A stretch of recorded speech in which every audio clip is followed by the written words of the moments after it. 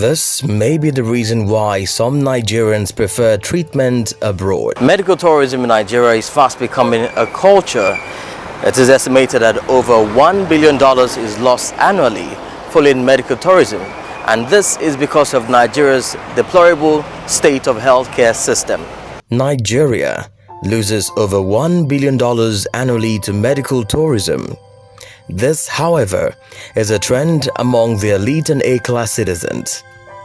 The amount of money Nigeria loses to medical tourism annually is more than the amount allocated to the health sector in the 2018-2019 budget. Nigeria's President Muhammadu Buhari recently admitted the failure to address the challenges in the health sector has resulted in the loss of over 400 billion naira to medical tourism annually. The World Health Organization placed Nigeria recently 189 out of 191 countries in its ranking of the World Health System. Neighboring countries like Ghana, Togo, Niger Republic, Mali and Chad were ranked better than Nigeria. It's affecting our revenue, in terms of using the money to develop the medical system that we have in Nigeria. If they can stay here, get the service here, pay for the services here, of course, we'll use the money to develop here. The federal government for 2019 proposed a recurrent expenditure of 315.62 billion naira for the Ministry of Health, while in 2018 the sector had an allocation of 269.3 billion naira. Medical tourism is about people having options, rights to choose, and right to choose or make choice is a fundamental right.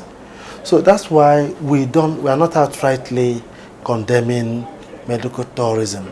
We are rather wishing that it's the other way. Okay. Instead of people going out, let people come to us.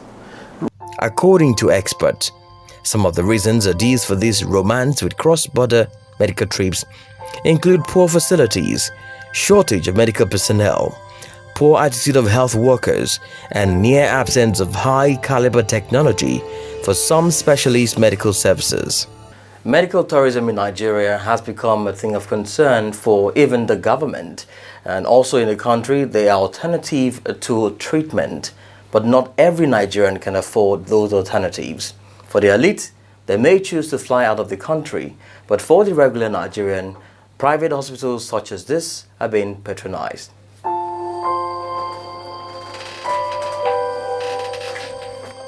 We are good. We have a very optimal blood pressure. Okay. So there we go. So Dr. Julius, tell us your thought about medical tourism, the fact that many of your colleagues are seeking for greener pasture outside the country. Here in Nigeria, for instance, the main drivers, the main factors is poor facilities in our hospitals, poor tools to work with. If you take Abuja, for instance, how many CT scans and MRIs do we have in a city center like Abuja, for instance? So doctors are graduated every year from universities as much as even housemanship, which is like the basis. Yeah. You stay at home for 2 years, 3 years, you can't find a center to fit in to complete your training of housemanship. But is the system faulty? The system is faulty. So Root TV Nigeria decided to pay an unannounced visit to primary healthcare centers in Amak, Abuja suburb, and this was what we found. Seriously, I don't suffer for here because there's nothing there for our hospital. Okay. We are the one that are spending our money that we are treating patients, go buy drugs from the pharmacies, come and treat patients. And you are calling this place health center and it's nothing there. Even lights, we don't get lights. However, medical tourists see it as a status symbol to be able to afford medical treatment abroad, even at the expense of the people and the taxpayers' money. Nigeria's president, for instance, has spent more than 170 days in London on official medical leave since becoming president in 2015. Government needs to fund it more. There are some equipment that are obsolete, Equipment in the medical sector that should live for 5 years, and we need to change them. Getting to 10 years, we're having a problem with them. So there should be more funding, and there should be more monitoring by the parastatal, the ministry that are in charge of government hospitals. And government can also monitor what is happening in the private hospitals. It is important the federal government develop at least 6 world-class medical facilities in the 6 regions to practically address the issue. It is by developing the healthcare system that we can stop patronage of other nations, which invariably enriches their economies.